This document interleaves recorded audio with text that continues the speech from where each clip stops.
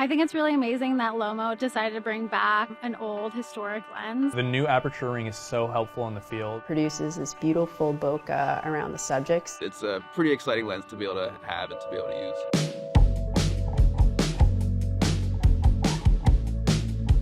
Hi, my name is Julia Kroshlov, and I'm a photographer based in Brooklyn, New York. The 80.5 focal length is especially unique and nice to have when you're shooting portraits, but you can't be so close to your subject.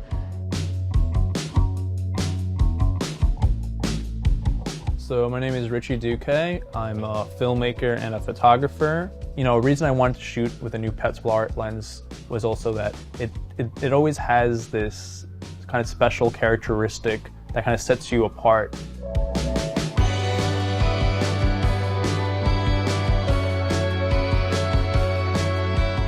My name is Jeffrey Berliner. I'm the executive director of the Penumbra Foundation in New York City. The thing about the Petzval lens is that it's many lenses in one. So the Petzval has a curved field. It's called the Petzval effect.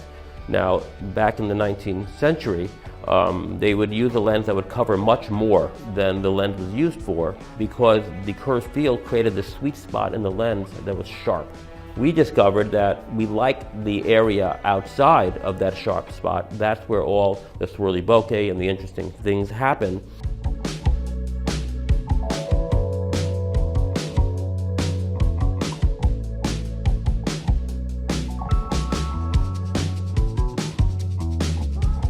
My name is Marcus Russell Price. I'm a photographer and videographer living in Brooklyn, New York.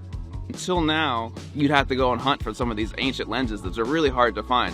But Lomo's taken out the legwork for us and they developed their own line of Petzval lenses, so that's why I get really excited and geeked out to use them. The aperture ring is non-indexed, which means it doesn't have that click, click, click that you might be used to. It has a very smooth sweep to it, so it's great for video use.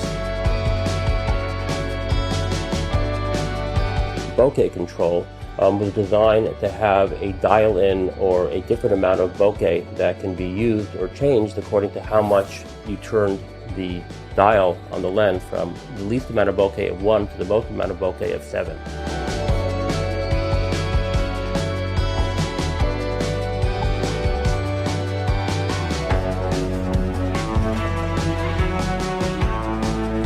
So another cool thing about the Lomo Petzval lens here is that you have the ability to use their aperture plates, which you drop right in there, like almost like you're putting a piece of toast in a toaster. And that affects sort of like your bokeh shape. They have lots of different shapes like hearts and stars and like more abstract things. But it's cool because it kind of adds an unpredictability to what you're shooting because, I mean, who else does that? I've never seen that before.